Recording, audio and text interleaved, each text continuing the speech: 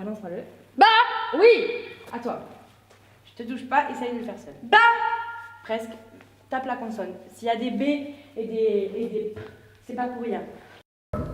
C'est bon, tu vas m'aider? On va... Julie à chaque fois. Désolée. Ah, c'est pas grave. Non, on va être corbeau sur un arbre perché. Non, on recommence. T'as laissé d'aller. Je suis Marion Chopinet, je suis professeure de théâtre au lycée Antonin Artaud.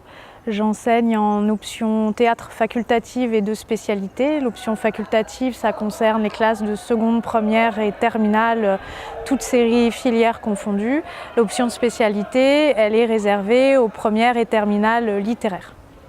On touche donc un public assez varié sur l'ensemble du lycée, à la fois une grosse partie d'élèves qui sont des littéraires, qui choisissent de faire des études littéraires et avec une coloration artistique en plus en choisissant le théâtre, mais on touche aussi à travers les options facultatives des élèves issus de filières technologiques, qu'elles soient ST2S, STMG, STI2D, et puis des élèves de seconde qui peuvent parfois se destiner à des études aussi scientifiques, économiques et sociales, et puis des premières générales autres que littéraires. Donc on a un public large et puis la particularité du recrutement du lycée Artaud, c'est qu'on a des élèves qui ne sont pas forcément familiarisés avec le monde de la culture, pour qui l'accès à la culture, aux salles de spectacle, aux musées, etc. n'est pas forcément quelque chose qui est lors d'une pratique familiale, habituelle. Le fait d'entrer dans l'option théâtre du lycée Artaud, ça leur permet d'accéder à cette culture, de venir avec nous au théâtre et de prendre cette habitude-là de fréquenter les salles de spectacle et de se dire que ces salles de spectacle, c'est aussi pour eux et qu'ils peuvent y accéder et qu'ils peuvent trouver du plaisir à fréquenter ça. Je suis Justine Canetti, j'ai 18 ans, je suis au Conservatoire Darius Milhaud à Aix-en-Provence et j'étudie la mise en scène, le jeu et la scénographie.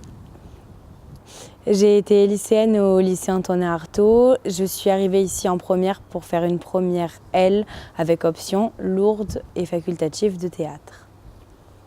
Je voudrais être metteuse en scène, voilà, et comédienne accessoirement, mais plus metteuse en scène. L'autre avantage de l'enseignement du théâtre, c'est qu'on a aussi beaucoup d'élèves qui se sentent mal à l'aise ou dans le groupe classe ou dans ce qu'on leur demande à l'école de façon générale. L'enseignement du théâtre, qui passe par la pratique, une pratique accompagnée par des artistes, c'est une façon d'enseigner et d'étudier qui est un petit peu différente, qui permet de raccrocher des élèves avec des profils et des parcours différents, qui seraient sans doute des élèves en échec scolaire, des élèves en situation de déscolarisation ou d'abandon de l'école et qui raccrochent par ce biais-là et retrouvent du plaisir à venir à l'école. Donc j'interviens dans un groupe de lycéens en tant qu'intervenante théâtre. À la base, c'est dans le cadre de mes études. Et plus qu'un projet professionnel, je pense que ça me permet de me rendre compte que l'art est, à mon avis, fondamental dans l'éducation et dans le développement personnel et qu'il est nécessaire que les élèves aient accès à ce type d'outils.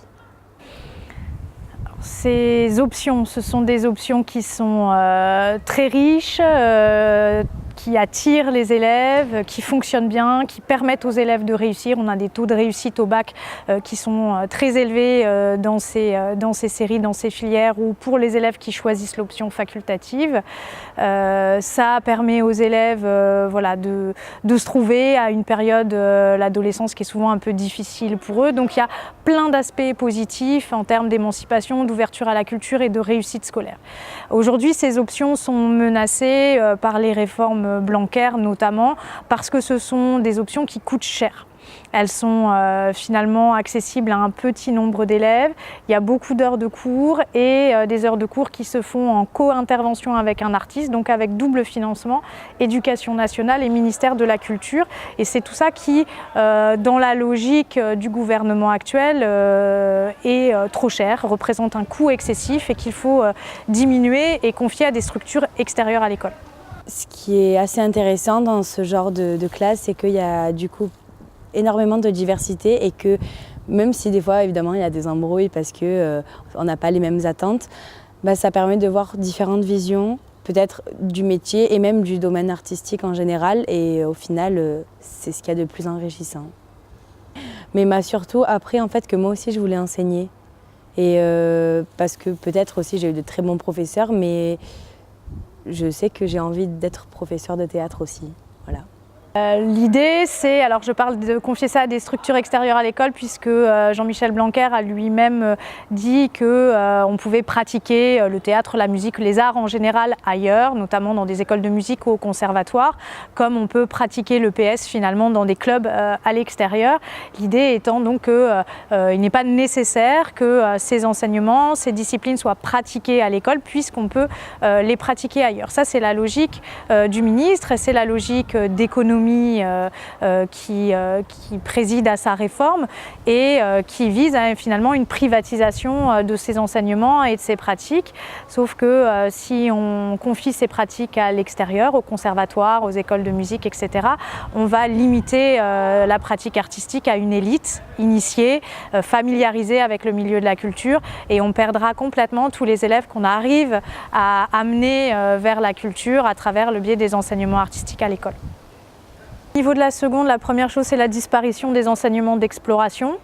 Donc les arts du spectacle, le théâtre notamment, qui pouvaient être pratiqués à raison de 2 heures par semaine pour nous ici au lycée Artaud, disparaissent l'an prochain.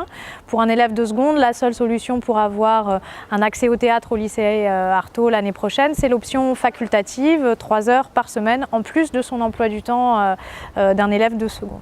Sauf que cette option facultative est menacée ensuite dans la poursuite d'études premières terminales, puisqu'elle sera donc un choix en plus des cours, donc un alourdissement de l'emploi du temps pour une discipline qui sera l'objet d'une épreuve de bac, qui ne compte qu'en contrôle continu, c'est à peu près 1% de la note de bac. Donc ça représente un énorme investissement en termes de travail et de temps pour un élève, sans aucune gratification d'aucune sorte au niveau de l'examen du baccalauréat. Donc il va y avoir forcément dans ce sens un effondrement des effectifs des options facultatives. Il va falloir être particulièrement motivé pour continuer cet engagement dans la pratique du théâtre en option facultative dans le contexte qui sera celui offert par le lycée Blanquer. Pour les spécialités théâtre, on pourrait se réjouir du fait que la spécialité théâtre du coup puisse être choisie dans le cadre de la première générale par n'importe quel élève, qu'il se destine à des enseignements plutôt à coloration, plutôt scientifiques ou plutôt économiques et sociaux, pas seulement littéraires.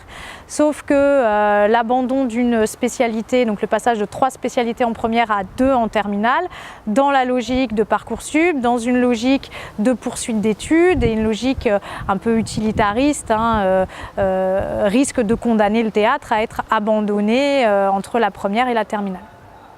Les attaques contre l'enseignement artistique nous ont poussé à nous constituer en association nationale. Donc c'est l'association Face Publique qui regroupe des enseignants de toute la France, enseignants de théâtre, artistes intervenants en théâtre, qui ont lancé une pétition soutenue par de nombreux artistes, des directeurs de structures publiques.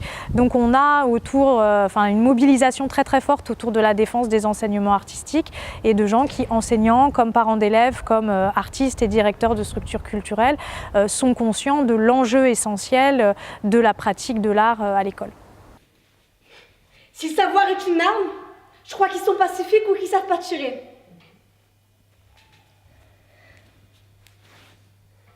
Ok.